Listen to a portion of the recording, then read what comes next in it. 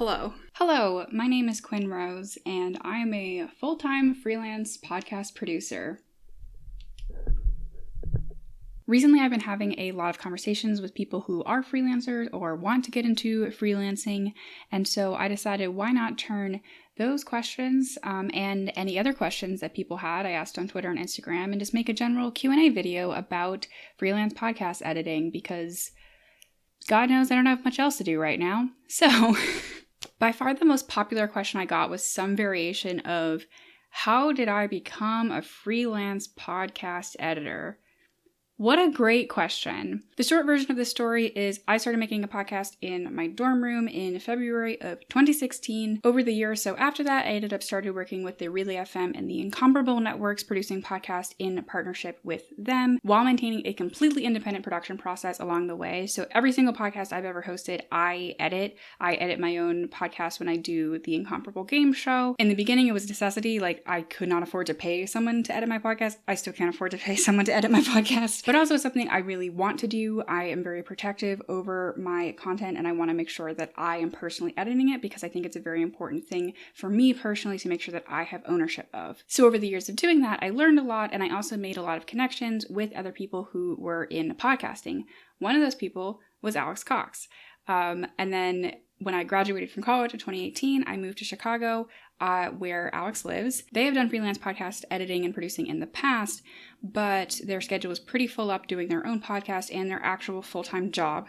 So when I first moved to Chicago, they, one, hired me to edit a podcast called Due by Friday, and two, recommended me to one or two people that had contacted them to try to get them to edit their podcast. And they were like, I don't have time, but I know this girl named Quinn, and she's been working in podcasting for a few years, and she's good, and you should hire her instead. And they did, which was very nice of them. So that's basically where it started for me. And at this point, starting out, I had 2 other part-time jobs. This was like not enough to support myself. But over the course of about a year, I ended up being able to leave both of those part-time jobs.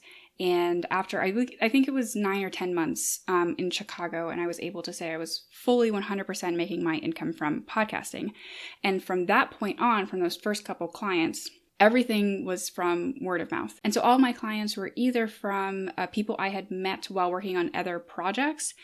So I have a couple of clients that, like, I was working on one podcast and they were brought in as like a co-host on it. And then they were like, oh, I'm starting a podcast over here as well, so I want to hire you for that too. Or it's come from publicity that I've gotten from working on Due by Friday. That is my most visible project. And so sometimes people are aware that I'm the person who edits that show. And so they reach out to me directly to ask if I can edit their show as well. So what advice, if any, can you pull from this? A couple of key things. One, always be working on yourself and your craft and the actual process of the stuff that you want to do, whether that be podcast editing or whatever else you want to be freelancing at, because I would have never been in the position to get very lucky and get set up with that first couple jobs if I hadn't already had the years of experience just doing it on my own for virtually $0. 2, be good at your job. I have gotten nothing but good reviews with every person I've ever worked with. All of them have been super happy to like write references for me, to refer me to other people. And that is an essential part of being a freelancer, because you need to make sure that you're on top of your game all of the time, that if you make mistakes, that you fix them, that you smooth over the problem immediately, so that you make sure you keep your clients, and that they're willing to recommend you to other people. And finally, don't be afraid to just always be actively looking. I've gotten a couple jobs just from like literally going on online job boards and looking for people who are trying to hire someone to make a podcast for their company. And that's a little bit different. You often have less flexibility with setting your own rates and maybe your own hours and stuff like that, but it's worked out really well for me, and that's often something that can give you as well a bit of a resume boost, because it's often a quick way to a little bit more legitimacy. Instead of just working with like people kind of in your circle or a little bit outside your circle, you're working with like this whole established company that needed an actual employee for a little bit of time. And that's a really good line item to be able to add to your resume. Good luck with finding clients. I genuinely think it's probably the hardest aspect of any kind of freelancing, is just trying to claw together some kind of stable income. And I have periods where I have lots of client work and lots of people hiring me and income and all that, and I have periods where I have not that much at all. And so, there's ebb and flow, and you just gotta hope that you can get enough so that the more abundant periods can help wash over the less abundant periods. All right, moving on to the next big question. I got a few variations of basically what tools and processes do you use? So I compiled, I think, all of the tools that I use for freelance podcast editing, and I'm just going to tell you about all of them. I'm not going to get into the tools that I use for actual recording, like microphones and stuff. One, because I'm in the middle of actually upgrading my setup, and so I don't want to say any specific recommendations right now. And two, because I'm sticking really on sort of the producer and editing side of things in this video rather than my experience as a podcast host. So, consulting my list. I have issues with RSI in my hand from all of the editing, so I use a Wacom tablet as a mouse. I actually use this for absolutely everything, but especially with editing, it's super helpful, and at this point I've used it for so many years that I can edit extremely fast with the Wacom tablet, so highly recommend. And I also use a Microsoft Sculpt keyboard for typing, which is great. I love this keyboard. For the recording process, I use Loopback for routing audio in whatever way I need to. I also use Audio Hijack for basic recording as well as recording their side of the audio depending on what tools we're using. It works in different ways and I might want to back up with Audio Hijack. And of course, the absolute essential call recorder. I have call recorder for Skype. I have it set to just automatically record all of my calls, and that has saved me more than once. After the recording is done, I will take a look at the files. If everything is kind of up to snuff, then we might be able to move right into Logic. If there are any issues, if it's just a basic static, then I'll just use Audacity for noise reduction. Get Audacity for noise reduction if you don't have it. There are so many podcasts that just have this basic hum in the background that is so easy to get rid of with a literally free tool. Please get this. And then if files have more issues than that, then I go over to iZotope, which has more advanced tools. This is a much more expensive program, being that it's not free and it does cost a bunch of money, and that allows me to have more tools into actually fixing audio that has more problems than just a little bit of background noise. Once things are kind of set, then I move everything over to Logic. I do all of my editing in Logic. Once everything is done, I will export a WAV file into Forecast to set chapter markers and to write any metadata that it needs, and then export that into an MP3, at which point it's ready for upload. Beyond the actual editing process, I also have subscriptions to Skype, Google Drive, Dropbox, and QuickBooks. Google Drive and Dropbox are for storage, QuickBooks is for invoicing, and I have a Skype subscription so that I can call numbers because I have a client that calls their guest and they talk on the phone, so I need that for that. And then finally, I use Azlo for my business checking account. It's just a really basic all-online business checking account that I use just to keep my business money separate from my actual money because boy, do I have to pay a lot of taxes, and I pay taxes quarterly, and the money that is going to taxes never touches my personal bank account. It just stays in the business account, and I pay taxes directly out of there. And that's also where I have the business-related subscriptions, as I just listed out. They're all attached to my Azlo account. So again, that money never even touches my personal account that goes towards rent and groceries and stuff. It all is just over on the business side, which is extremely important. Now to get into a couple of specific questions. As a producer, what are you mindful of versus your concerns as the podcast host? So first of all, as I mentioned before, I also produce and edit every podcast that I host. So I never am not worrying about these things. But I will say when I am hosting, I'm focusing much, much more on the actual content and trying to make sure that I'm expressing myself as best as I possibly can versus what I'm just producing.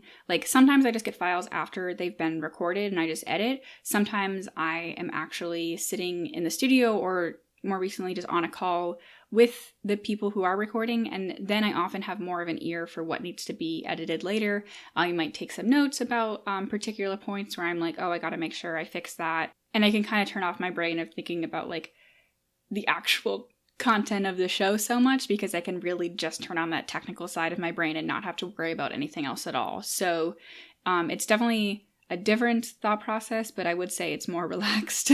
Someone else asked, how do you think your editorial style has changed over time? I can't pinpoint if my style has changed over time, but it's definitely gotten better.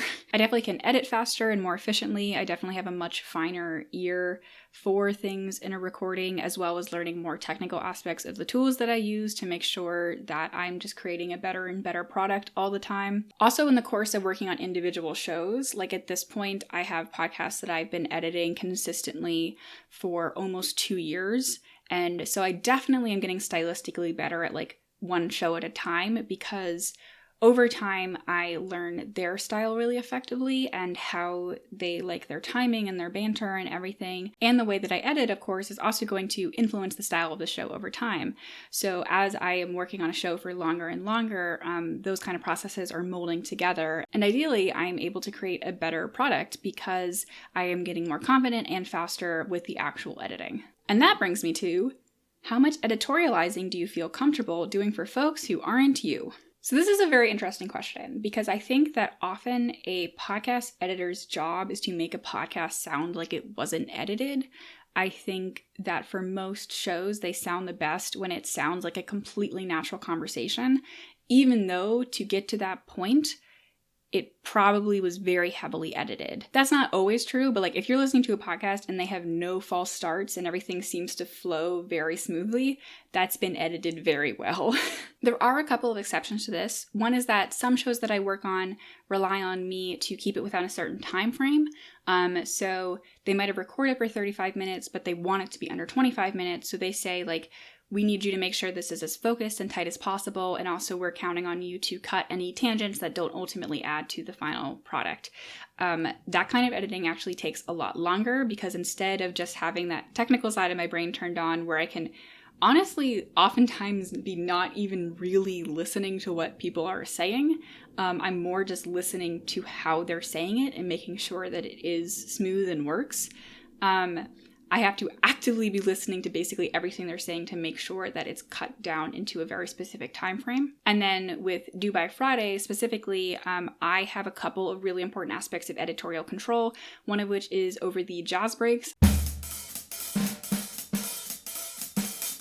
I have always been given nearly complete control over where the jazz breaks go in that show. Occasionally I'll get a note that's like, oh, we want a jazz break after this specific joke, but it's pretty much just up to me. And it is somewhat stressful sometimes when there aren't a lot of clear spots and I have to sort of figure out what makes the most sense and what's going to be funniest overall. And I also, because I've been working on that show for so long, do have a lot of editorial control of sort of crafting the humor, especially around jazz break moments, of like where to cut off the joke to make sure it lands on the maximum punch. Also, sometimes I have a little bit of fun of like adding different little bits or music in fun places and sort of adding my own jokes as the editor.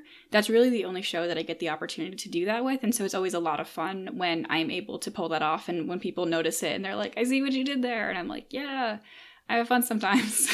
Now on the more admin side, I got asked a couple questions about how I set rates, basically. So I have a standard hourly rate for all clients, and if you are a podcast editor and you want information about specific numbers, just DM me and I'll tell you. I just don't want to share it publicly because I do work on a sliding scale. So I do have a standard hourly rate that I start with for all clients, but I will go with a lower rate for independent creators depending on what they need and sort of the extent of the work that they want me to do. So that allows me to work with more clients and more independent creators, which I always like to do. And then sometimes clients want to set a per episode rate. So basically I start with that hourly rate and then I do some math about, okay, how many hours is this going to take me to edit on average week to week, if it's a weekly podcast, and basically spit out an episode rate based on that. And I'll tell you a brief anecdote, which is one time I was in a preliminary meeting with a potential new client, and they wanted a pretty involved job from me. So when they asked me for a per episode rate, it was pretty high. And they were a little bit taken aback at first. They were like, oh, that sounds like a pretty high rate. And that made me feel pretty bad. But then they came back the next week and they were like, yes, absolutely. And they hired me at exactly the rate that I asked them. They didn't even try to negotiate me down. So ask for what you deserve. And I was not upselling them at all. I literally did the math of like what it would cost based on what my time is worth. And they agreed to pay me that, even though it sounded like a lot of money.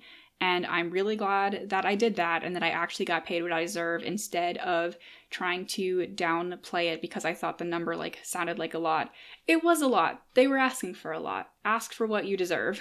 And I will end this today with a pretty wholesome question that I got, which was, what is your favorite stage in this process? And with all of it, you have the admin and the emails and the taxes and the trying to find clients and the managing your time and schedules and producing and mixing and normalizing audio and all this stuff. But my favorite part is what most of my job is, which is actually sitting down in Logic and editing the podcast and starting with something that's maybe a little rough, has a lot of false starts. And at the end, you have a fully polished project that is ready to go out to all the listeners of whatever podcast it is. That is my favorite part of my job. And I'm very lucky that that is actually most of my job. Thanks so much for watching this video. If you have more questions about freelance podcasting that I didn't answer here, or if you have more questions about actually making a podcast from a host perspective, let me know and maybe I'll make a part 2 someday at some point. Who knows? Okay, bye!